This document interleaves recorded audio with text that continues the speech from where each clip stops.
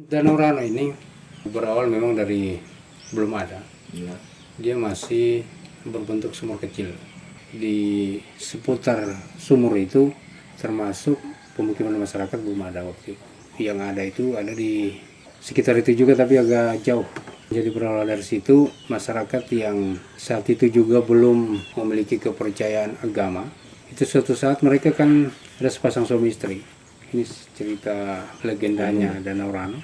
Mereka pergi ngambil udang sebenarnya. Pasang suami istri ini mengambil udang di sumur itu. Nah terus terjadilah satu kejadian. Di sumur itu kan namanya juga suami istri, tentu istri yang lebih dulu. Si ibu ini dia pas nangkap udang, rupanya tanpa disangka oleh udang ini dijepitlah alat kelaminnya si ibu ini. Akhirnya marah dan mengungkapkan bahasa yang tidak bagus. Akibat daripada omongan bahasa si ibu tadi, akhirnya terjadi yang namanya dalam bahasa Balaisang itu dia nasama. Artinya air naik. Air danau tiba-tiba besar dan naik. Pada akhirnya sudah masyarakat di waktu itu mungkin sudah panik, dibuatlah ritual. Karena katanya itu dibuatlah ritual itu untuk tujuan meminta kepada Yang Maha Kuasa. Mungkin bagaimana sistem lah permintaannya karena belum punya ini. Dia sekitar 7 hari 7 malam. Sebutan kita di sini membeliang. Tapi membeliang itu ada tata cara lain. Karena membeliang ini ada dua. Dia membeliang untuk kepentingan pengobatan penyakit dan ada juga membeliang itu sifat mengusir bala, tolak bala. Kalau kita sekarang. Jadi 7 hari 7 malam waktu itu telah disepakati bahwa ada salah satu ahli yang bersuku Pendau tadi oleh penguasa di sini tentu kan diambil untuk melakukan itu. Itu dilakukan ada di wilayah Dusun 3 sekarang, namanya Kebelianong. Sehingga di tempat itulah disebut Kebelianong.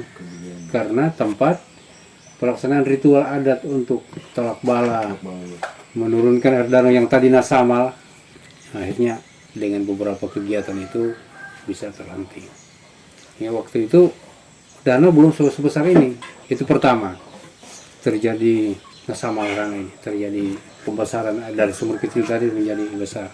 Yang kedua setelah berlanjut sudah zaman pemerintahan Maharaja Tara. Masih ada rumahnya di dalam danau. Tiang-tiang rumah masih ada dalam danau.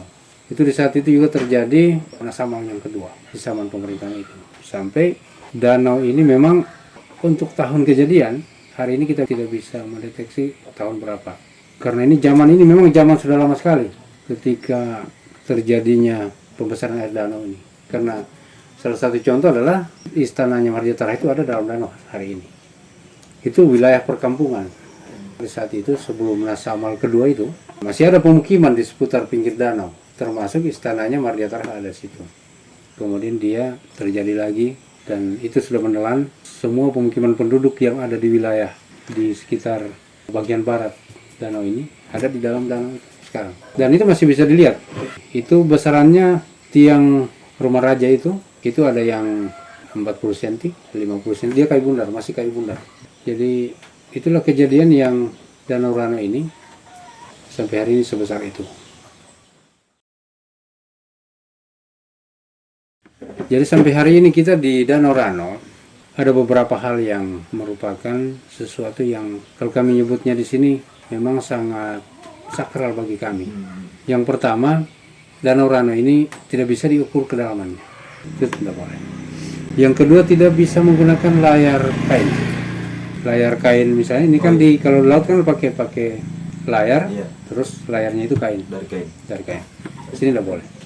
Di sini hanya diperbolehkan itu dalam kondisi darurat mungkin menggunakan daun kelapa atau daun sagu, daun yang bisa digunakan sebagai layar. Nah, setelah sampai di tempat tujuan dibuang lagi. Kemudian perahu tidak boleh menggunakan sema. Kalau di bahasa di sini sema itu katik. Adapun bisa dalam kondisi darurat juga. Dia digunakan itu hanya sebatas satu kayunya.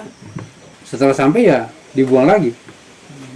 Kemudian tidak boleh menggunakan pelampung gagas. Sekarang kan masyarakat sudah banyak menggunakan jaring itu dengan pelampung yang berwarna-warni. Sudah boleh.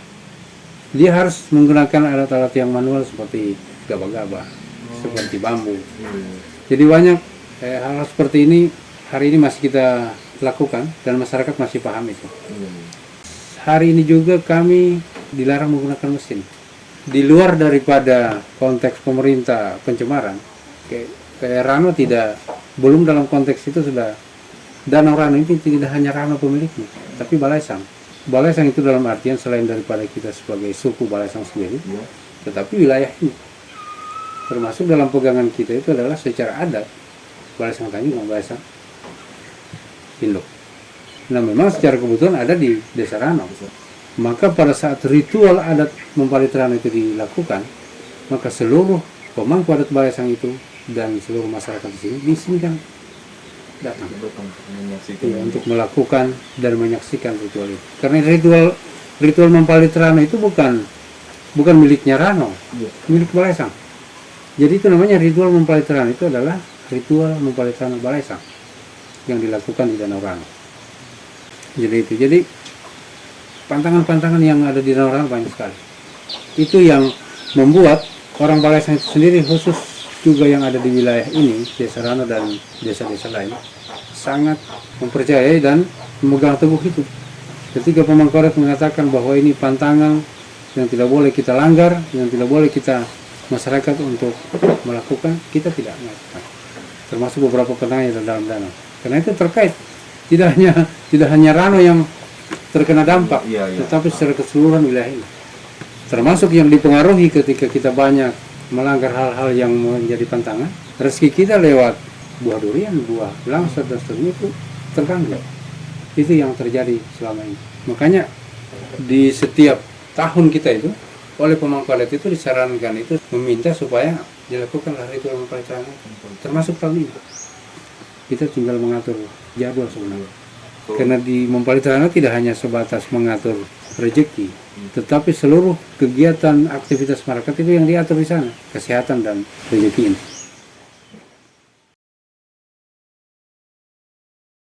Kalau tradisi Mempali Trano itu salah satu ritual utama. Kami menggunakan perahu yang kalau bahasa di sini dipancara. Dibuatlah perahu itu beberapa biji, ada 3, ada 4, tergantung besaran perahunya. Kemudian taruh papan di atasnya. Jadi yang pemangku adat, yang ibu-ibu, yang masyarakat biasa itu naik di sini. Kemudian kita melakukan perjalanan keliling danau. Di danau mulai dari pagi, biasanya itu jam 8 jam 9 kita sudah start. Dia biasanya selesai itu sampai sore. Keliling itu disertai ada pemangku adat di dalam, ada juga pawangnya yang bertugas untuk berdoa.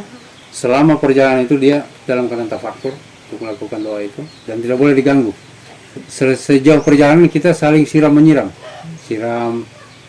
tentu dengan mengikuti tata cara yang tertib. Termasuk orang dalam perahu itu boleh disiram dengan tata cara. Nah, ini nanti akan diiringi oleh perahu-perahu kecil, puluhan bahkan ratusan perahu kalau ada perahu waktu itu. Nah sekarang karena kita ini tinggal puluhan perahu yang biasa mengiringi karena terbatas perahu juga.